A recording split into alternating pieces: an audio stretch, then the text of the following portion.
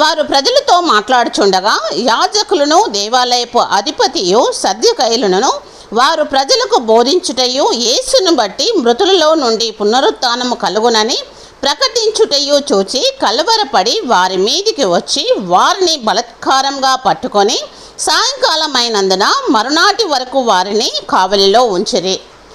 వాక్యము వినిన వారిలో అనేకులు నమ్మిరి. వారిలో పురుషుల సంఖ్య ఇంచుమించు 5,000 ఆయను అనే దేవుని యొక్క వాక్యము మనకి వివరిస్తుంది. అపోస్తుల కార్యంలో 4వ అధ్యాయము మనము మొదటి 4 వచనాలు చూసినట్లయితే, నాటి కాలంలో యేసుక్రీస్తు ప్రభువారు ఎవరినైతే 12 మందిని శిష్యులను ఏర్పరచుకొని శిష్యులను దేవుని వాక్యము కొరకు వారిని స్థిరపరిచి వారిని తన మరణం తర్వాత వారిని అభిషేకించినట్టుగా చూస్తున్నాము. అభిషేకించబడినటువంటి శిష్యులు వాక్యాన్ని ప్రకటిస్తుండగా యేసుక్రీస్తు ఏర్పరచుకున్నటువంటి ఇక శిష్యులు వాక్యాన్ని ప్రకటిస్తుండగా ఇక్కడ ప్రత్యేకించి మనకి యోహాను పేతురు కనిపిస్తారు. యోహాను పేతురు అదేవిధంగా శిష్యులు అపోస్తులు వాక్యము ప్రకటించుచుండగా వారు యేసును బట్టి మృతుల నుండి పునరుత్థానము కలుగునని ప్రకటించుటను చూచి కలవరపడినటువంటి అక్కడున్నటువంటి అధికారులు ప్రజలతో మాట్లాడుచుండగా యాజకులను దేవాలయపు అధిపతియు సద్దుకయ్యులను వారు ప్రజలకు బోధించుటయు యేసును బట్టి మృతులలో నుండి పునరుత్థానము కలుగునని ప్రకటించుటయు చూచి కలవరపడిరి.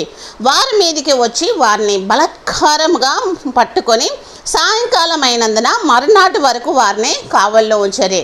ఆనాటి కాలంలోనే యేసుక్రీస్తు మరణమైన తర్వాత శిష్యులు వాక్యాన్ని బోధిస్తుండగా అక్కడ ఉన్నటువంటి అధికారులు అదేవిధంగా సద్దుకయ్యులు ఈ యొక్క శిష్యులను వారు బంధించినట్టుగా మనము చూస్తున్నాము. వారిని బంధించినప్పటికీ కూడా వారు అక్కడ వాక్యాన్ని బోధించి ఉన్నారు. నాటి కాలం నుండే క్రైస్తవుల పైన తిరుగుబాటు అనేది ఉంది. ఎందుకంటే యేసును గూర్చిన వార్త అది సిలువ సువార్త అయి ఉంటుంది. ఎందుకంటే సువార్త విషయమై అనేక మంది హతసాక్షులయ్యారు నాటి కాలంలోనే. కానీ అక్కడ వాక్యము వినిన వారిలో అనేకులు నమ్మిరి. వారిలో పురుషుల సంఖ్య ఇంచుమించు 5,000 ఆయను అని అంటున్నారు అక్కడ వాక్య భాగంలో.